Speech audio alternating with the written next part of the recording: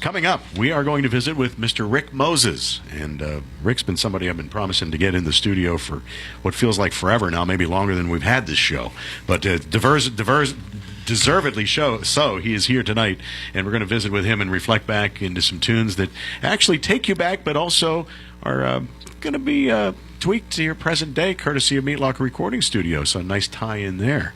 And we are very excited to have a gentleman in that is very well versed in this music scene, and he's got kind of a flashback, new look kind of thing, I guess you could say, when we're talking about some music that you're going to hear tonight, something kind of new but old. And we welcome Rick Moses to our show. Rick, good to see you. How you doing, guys? Doing good. Good. Rick, of course, this is a long time coming. I think I've been talking to Rick for 2 years now about getting him in on the show, so that's my bad on my part. But, high-level negotiations. Yeah, usually bumping into him at a Target or wherever. We just had to get our people to get a hold of his people and hammer all this out. So we finally came to an agreement, and here he is. But Rick, good to see you. Of course, you've been part of the music scene around this area for a long time. Let's kind of... for the average fan listening out there that may not have seen Rick Moses going back many years ago, tell them a little bit about yourself, where you're from, and how long you've been in this music scene. Great. I'm a long time Butler resident. Play guitar my whole life, of course. I'm not a solo artist, of course. I'm a guitar player. I usually play in bands with supporting actors, and usually it's the guys in the bands. I like to keep the guys at the highest talent level that you can be, or like in my opinion, the best singers I can find, the best bass players I can find, the best drummers I can find, and then work from there, because you're only as good as your other supporting players are. I've had a quite long history and some tragedy with the music you're going to hear. This recording was actually made a long time ago. They're pretty progressive rock, but the musicians involved, such as the drummer, who was Bill Heckert, passed away, and the singer who helped me write the songs, Tony Russo, also passed away. And so they kind of put him on the back burner for just out of respect and lack of any direction. And then after some thought, I said, well, let's reissue these songs. I found another singer called Matt Organ, and boy, and after hearing it and saying, somebody has to hear these songs, it's just fun. It brings back the old, I call it traditional rock, where you have a long-hair guitar player who's playing solos and this singer who's belting out the vocals, and the good old days. Shows our age, I guess. Yeah. But like I said, I've also I'm not a solo artist. I don't play acoustic guitar. I can, of course, but I don't choose to. Mm-hmm. I'm not a great rhythm player. I am good, but on that area. But I'm not.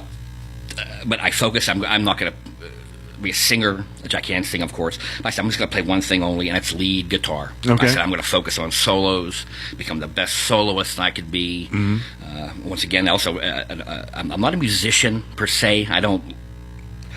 Go to guitar school. I really didn't take many lessons either, but I am an entertainer. Okay. An entertainer, and I tell you what, that has been the key to everything. And I can't stress this enough to musicians. I says, if you're going to go on stage, take the time, or people coming to see you take the time, you better dress the part, act the part, and practice your part. I mean, you see guys come up with flannel shirts. I mean, it's all these rock shows, and they dress like they're going to Target. Yeah. I say to myself, where's the motivation? Why? You're here to entertain people. Right. You're an entertainer. Yeah. You're not musicianship, of course, is you have to have that, but you have to entertain. And that's kind of a lost art sometimes. Yeah. Rob and I were just discussing that very topic and couldn't agree more with you. I mean, you're right. Dead on. Like I said, with my band, I played in Plastered in Paris. We were fortunate to play 45 shows a year. That's a long... for 5 years. And there's a reason for that. It's because when we went there, we went dressed like we were there on it's a business. It's a business, Sure. I'm just going to pick my guitar up and show up. No, I said we're going to go out there. You're going to bring it, and people just respond, especially when you play these harder songs to play, like "Bark at the Moon." These people, Ozzy, these solos are the song, and if you don't what's discouraging is going and hearing bands play, and they're saying great, they sound great till the solo comes, and all of a sudden, tink, flop. tink, Yeah. flop. I said, I just, it gets me angry. Yeah. It says and I say, I'm not going to do that. I'm going to play these solos just as good, and if not better, than the original player, and that kind of has been my staple in the music industry. Yeah, but I think that's been the biggest knock in recent history when you go from mid to late 90s through the mid 2000s here. What was the biggest knock on some of the music? There were no solos. It was like a lost art. So can these guys, I mean, obviously they can play like they're a rhythm track. You know, we know that. But, so I think that was the biggest knock, especially for some, maybe, and again, maybe we're showing our age. But there was something about the flash, even when you go back to the mid-'60s beyond, when rock really started to create itself to what it is in the modern form, there was a lot of flash, even in the hippie days, if you will. But then you got into the 80s hair bands, and yeah, people can mock the 80s hair bands, but why are the 80s hair bands today being used for television commercials? Right. Because the music has stood the test of time. Correct. And that was what it was about. It was about the performance, the flash, and some of the bands that even weren't so good, they were able to survive. I found a way. But, and also, we can't ignore is the internet. Yeah. You know, because I, of course, played before the internet, and you were certain ways you had to promote yourself. You know, how you look, how you practice, how you, and all that stuff, your talent. Now the internet has kind of it's changed everything, yet changed nothing. You know, changed everything. Because I've never heard so many musicians in my life. And you know, I never acoustic acts. There's thousands of acoustic acts now in Butler playing. That's great. But then again, the proof is in the pudding. Sometimes you go out and you have to actually play it well. I mean, if you got 25,000, but then again, you know, you have to practice your instrument. Yeah. Your ears don't lie. I mean, the internet is great for people to get out there, but boy, it's also can stick you away at the back of the line too if you don't practice your instrument. You know, and that's why I'm trying. Like right now, and I'm not really playing live right now. I'm trying to get the internet. I have a web channel that I have a Rick Moses guitar, and I put my solos on there so people can actually. It's like an interview. I'm interviewing for California. Or whatever, you know, it's an equalizer, the internet. Yeah, sure, it really is. And you know, and it's a different time too. I mean, you're going to find what's good and bad, and a lot of it can be ignored or not be ignored. But in your time, you know, Plastered in Paris, I mean, it became word of mouth, you know, in a lot of cases. And if you were good and people would hear, you know, hey, Plastered in Paris is playing here tonight, you made sure you got there because you knew it was going to be a good performance. Right. Yeah. And we never, we never had a fan site or invited our aunts and uncles and mom and dad to come. We just, if you were good, people would show. Yeah. A good example of yesterday, I told my mother I was coming on the radio station. She goes, "What for?" Well, I says, "Well, I play too. I play too. I never. I don't brag about it. I don't go around. You know, I dress the part. I just thanks, Mom. Well, let me $20. Let's let Mom hear something then. Gee, yeah. And now you're calling this the Rick Moses Project. It's been a project. That's my point. We had different intentions to start it, and then it kind of got put away, and then it's been a project getting it to this point. Yeah. You know, and my next step is to hopefully get the spark flowing with maybe get the singer going again and trying to get this out there. And Okay. Well, let's play High Speed Mind. Now give us a little background on this song, if you would, Rick. Well, most of my songs are not about love or relationships, or you know, they're usually about higher ideals. This song was written, of course, I did the guitar work, and then we could contributions from like Timmy Erkman. He plays the Gravel Road Band, bass player, and Bill Heckert on drums, who of course passed away tragically, and Tony Russo, who of course is a great singer who went to California and passed away also. But we had to find a singer to match him. We found a guy, Matt, and he helped write the words. So I'm just I take credit for it all, but of course I can't sing, so. Yeah. I have to give credit to them guys too. They all put their parts in. You'll be able to hear the talent of these guys individually.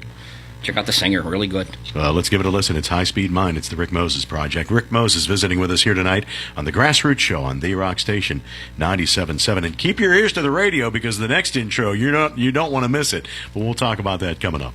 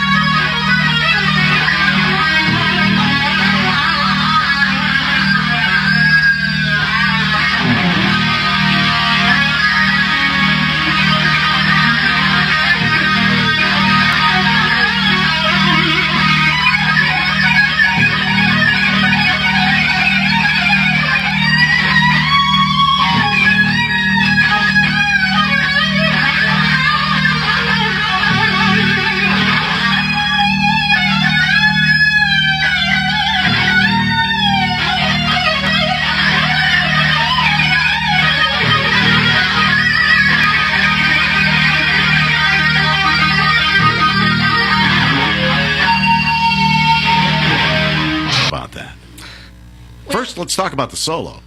Well, I have to admit, I didn't do a lot of rehearsing when I did the solo. Okay. That's how. I just wanted to show. Boom. What I you could do. Picked There it up, is. recorded it. And just see what happened, and that's kind of when it comes up when you practice your art, your craft. It becomes ingrained in your soul and your brain and so you shouldn't have to worry about solos or am I going to make them. It just comes out. The feelings come out and it flows out. And I tell you what, I used a little guitar on that too on the solo. I have a mini star Les Star, which is a 3/4 length guitar, 3/4 size. And boy, I actually have the video of that sax solo on my site. You can watch it and you watch me playing this little guitar and you can just hear the bites and just the intonation and the not just moving fingers, but all the little intricacies that go along with playing lead guitar and I'm not just standing there. I'm also moving around. So when I practice my art, I practice in the dark sometimes. I turn the lights off and play solos, so you know where you're at. Because on stage, it's not always perfect lighting. You're not always on stage. I practice in the dark, and I don't practice songs. I practice my solos. I practice like I'm at loud volume all the time, just to get yourself actuated to actually playing the solos. So you're getting into the moment, but you're also feeling that moment as well, so that it's natural. Well, that separates the men from the boys and that type of. There's a lot of guys that want to play, but boy, if you don't have that oomph, yeah, you're just one of the crowd sometimes, and I don't want to be one of the crowd. I wanted to, it's too much fun. Heart Slam, where did that come from? Well, I always liked it's like when Van Halen would come out with a song that was that high paced guitar stuff, and a lot of bands have one or two of them songs. Yeah. They come out with this. It's not danceable, but boy, it's a high energy. It's one of them songs that you're depressed. You put it in your car and you're driving down the road. You put your gas to the floor and and that riff kind of said, "Hey, this is a cool song." And then once you put the words to it, Hearts, like I said, what the words mean, I don't really. Heart Slam. It's it's more it's more the singer's idea of what the song interpreted. But boy, it just the mixture of the two is just quite impressive. That's awesome. That's awesome stuff. Rick Moses joining us tonight. RickMosesGuitar.com is your site too. Is that right? That's correct. YouTube. Okay. And you can pop on there and check out Rick. I've always said I love music that makes me drive fast. Surprised I never got a speeding ticket until I was 51, but I don't know. Maybe I don't drive as well as I used to or hide as well as I used to. Well, I have sports cars. That's all I drive. I have an MR2 Spider out there, 2-seater, Yeah. I take that top down, boy. There's that little yellow car drive around town. He knows comes Rick. Hair flowing in the breeze, a cigar in his mouth. What's wrong with this guy? I'm living a dream. We're gonna hear more songs from the CD that you have put together, Rick Moses Project. Did you do that with Jim Harpel at Meat Locker? Well, actually, he did. He helped me. Because we originally recorded on a 4-track years ago, and put it away, of course. And then I've known Mr. Harpel for a while. Like, he played with Tony Russo too, as a matter of fact. Yeah. And of course, Chris Bueller, which all the respect in the world for him. When I was he was kind of the competition a little bit because he was cocky, chewing that gum and singing at the same time. I said, whoa, he can chew gum and play guitar at the same time.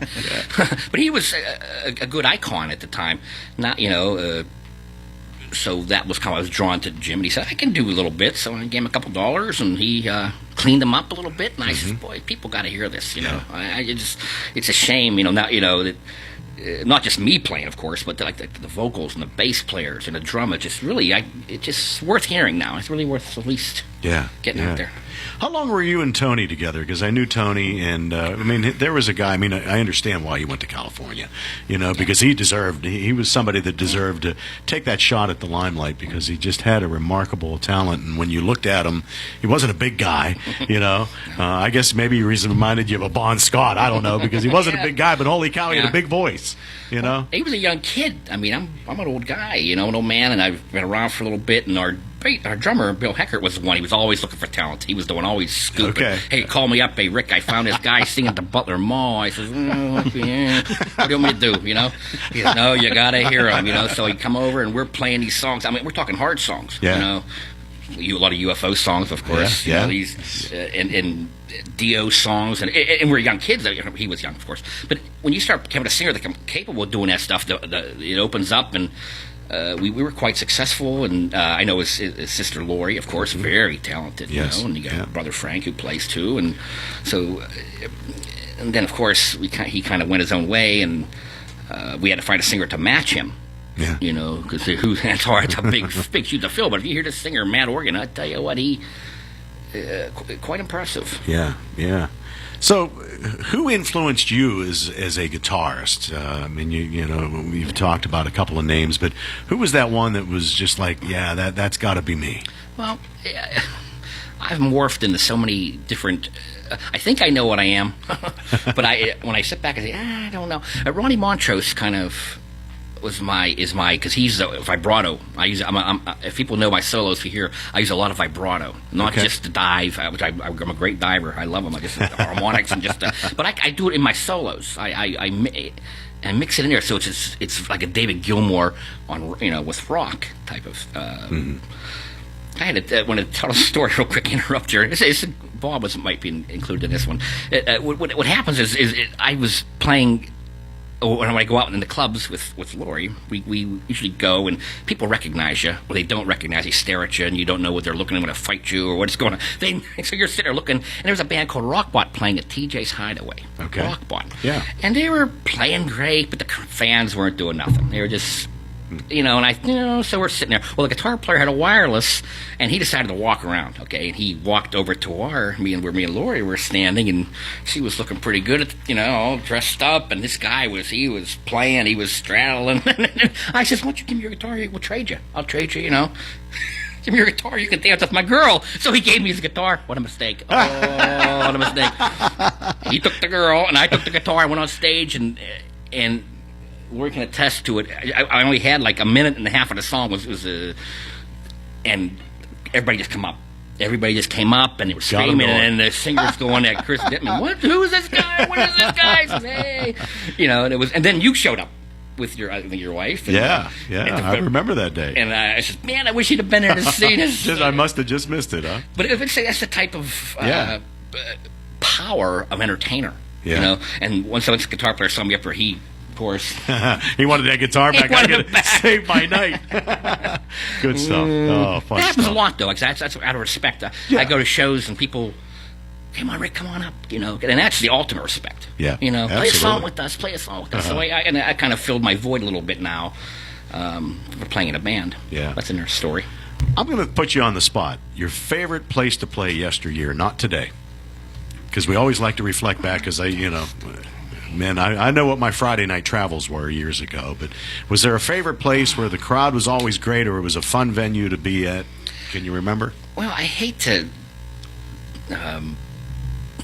do that, but like I said, I like the Oakmont Tavern because it was a stranger place,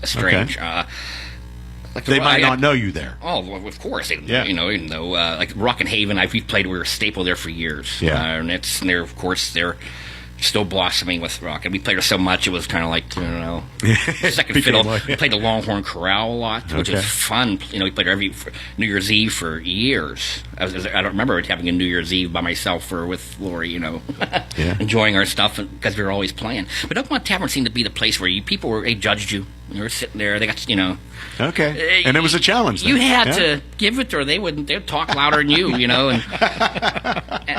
And then they've seen a lot of talent there. There's a lot of talent goes through that area. These musicians, and that was my fun. That's good stuff. Good stuff. Rick, again, his website or YouTube page is rickmosesguitar.com, and you can check that out. Let's talk about a couple more songs here. You've got Take It to the Top and Bite Down Hard. Give us a little description on those. Well, Take It to the Top was a little jingle my brother wrote. He would, when I was a little kid, he took all the time up. He was because he's a full-time musician, so that's all he did. So, you know, while I'm out there waxing my car or something, cutting grass, he's playing, you know. So, so he would play this old jingle, and I said, that's a pretty cool jingle. And then, of course, he went a different direction, you know. Mm-hmm. And I said, oh, heck, if we ain't going to use it, I'm going to use it, you know. So I stuck it, and I had, of course, finished the song to it, and it's... So I have to give some credit to my brother on that one, even though I don't know if he knows. I stole it from him, but... he does now. He does now. And like I said, this Bite Down Hard, the last song, is kind of where I try to show a little more. It's a little... I say, like a Yngwie Malmsteen has a little classical to it, or a progressive scale to it. And the vocals in this song are just... You have to listen to everything he said...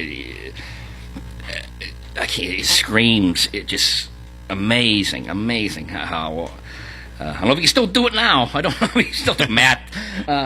You're talking Matt Organ. Matt right? Organ. What what a talent! I says. Of course, we're older now. So, but I mean, it's worth, and I think it's a culmination of everybody's talent coming out in this one song, saying, this is what each individual person can contribute to one song. Okay. Not just as here's a guitar player's song, here's a singer's song.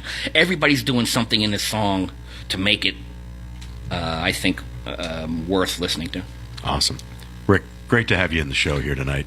Keep us up to date on what you have going on, especially if you're venturing out onto the scene again. Okay, I'll email you. Okay. Let's see you at the Slippery Rock game, maybe. Let us know when that solo acoustic show is. That might be something new that we can try out. You're hiring. You're hiring. You fire somebody. What are you going to do? Oh. Well, Rick Moses, it's great to finally have you in the studio. Thank you, Bob, and thank you, Todd. You bet. And let's give it a listen here tonight on the Grassroots Show. Rock and roll. On The Rock Station 97.7. Over the next month. Thanks to Rick Moses coming in and visiting with us and sharing some great music here tonight. That's my passion, seeing a lead guitarist. So it's great to see Rick in the studio here tonight.